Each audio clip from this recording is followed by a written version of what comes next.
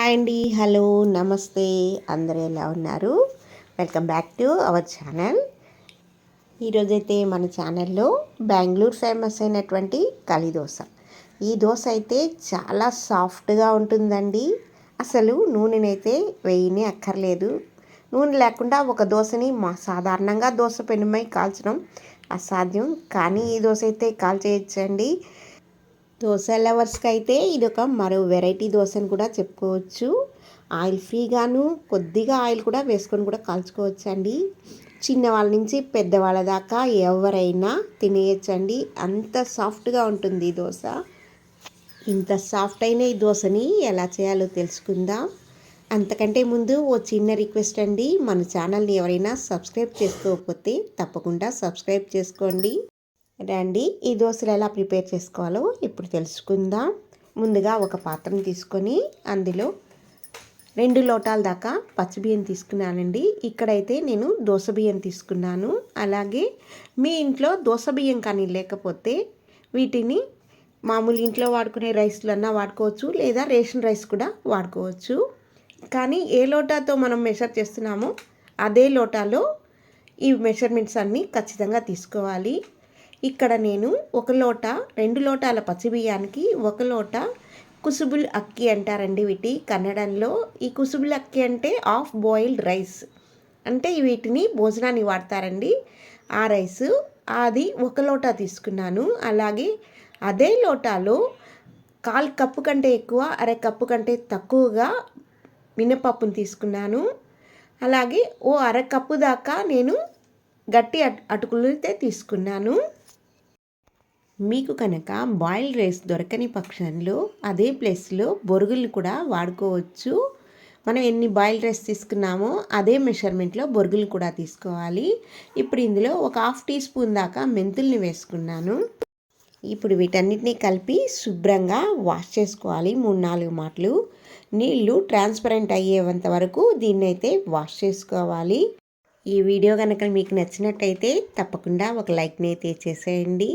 చూసారు కదా, శుభ్రంగా వాష్ చేసుకున్నాం. ఇప్పుడు వీటిలో తగినన్ని నీళ్ళని వేసి దాదాపు ఒక 4 నుంచి 5 గంటల సేపు నానబెట్టుకోవాలి.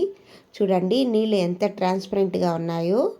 మన ఛానల్ని సబ్స్క్రైబ్ చేసుకున్న ప్రతి ఒక్కరికి ధన్యవాదాలండి. నేనైతే ఇక్కడ ఈ బియ్యాన్ని దాదాపు 5 అవర్స్ అయితే నానబెట్టానండి. చూసారు కదా ఎంత పర్ఫెక్ట్గా నానాయో.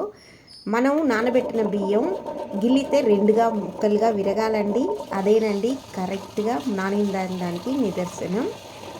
అలాగే ఇప్పుడు దాన్ని తీసుకెళ్ళి నేను గ్రైండర్లో వేసి రుబ్బానండి. మీ ఇష్టం, మీరు మిక్సీలో అయినా రుబ్బుకోవచ్చు, లేదా టేబుల్ టాప్ గ్రైండర్లో అయినా రుబ్బుకోవచ్చు. నాకైతే ఈ గ్రైండర్లో రుబ్బడం చాలా ఇష్టం అండి. ఎందుకంటే దోశ పిండి హీట్ కాదు, మనకు ఏ కన్సిస్టెన్సీలో బ్యాటర్ కావాలో ఆ కన్సిస్టెన్సీలో పిండినైతే తోడుకోవచ్చండి. చూసారు కదా, అయితే ఈ బ్యాటర్ వచ్చి మనకు ఎంత సాఫ్ట్గా ఉంటే అంత పర్ఫెక్ట్గా దోశలు అయితే వస్తాయి. చూసారు కదా ఎంత మెత్తగా ఉన్నదో అంత మెత్తగా రుబ్బుకోవాలి. ఇక్కడైతే నేను కొద్దిగానే ఉప్పు చేర్చుకున్నానండి. ఎందుకంటే ఉప్పు వేస్తామంటే త్వరగా పర్మెంటేషన్ అవుతుంది కాబట్టి ఫుల్గా అయితే ఉప్పు వేయక్కర్లేదు. ఒక 1/2 స్పూన్ దాకా వేసుకున్నాను. కావాలన్నప్పుడు మన దోశలు వేసుకునేటప్పుడు మనకి ఎంత కావాలో అంత వేసుకోవచ్చు. చూసారు కదా, నేను ఒక ఓవర్ నైట్ అయితే దీన్ని పర్మెంటేషన్ చేసుకున్నాను. పర్ఫెక్ట్గా వచ్చిందండి పిండి. చూసారు కదా, ఇలా హోల్స్గా ఎంతో బాగొచ్చింది. సమ్మర్లో అయితే ఈ పిండిని ఎక్కువసేపు పర్మెంటేషన్ చేయక్కర్లేదండి, తొందరగానే పర్మెంటేషన్ అవుతుంది. ఈ పిండిని మనకి ఎంత కావాలో అంత ఒక చిన్న పాత్రలోకి తీసుకొని మిగిలిన పిండిని మనం ఫ్రిడ్జ్లో పెట్టుకున్నామంటే 2-3 రోజుల దాకా ఉపయోగపడుతుంది. చూసారు కదా, నేను ఇక్కడ కొంచెంగానే ఒక పాత్రలోకి సపరేట్గా తీసుకున్నాను.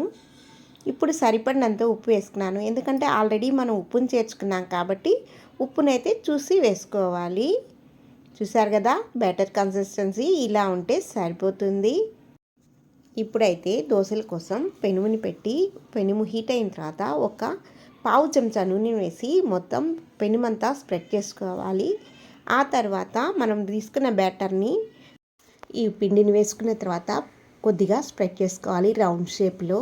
మరీ పల్చగా సన్నగా దోశలాగా అయితే స్ప్రెడ్ చేసుకోకూడదు. దాదాపుగా సెట్ దోశ సైజులో ఉంటుందండి ఈ దోశ, అదే లావు. చూడండి, మీకోసం మరో దోశ కూడా వేస్తున్నాను.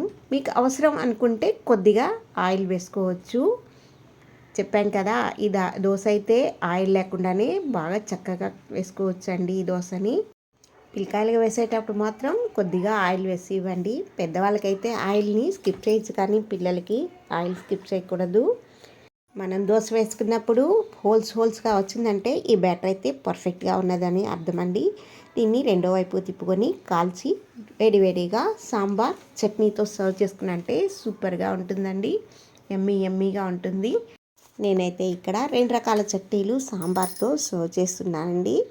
మీరు కూడా ఒకసారి ఈ రెసిపీని అయితే ట్రై చేయండి. ఎలా వచ్చింది అనేది కామెంట్ చేయండి. మళ్ళీ మరో వీడియోలో కలుస్తాం. అంతవరకు సెలవు మరి.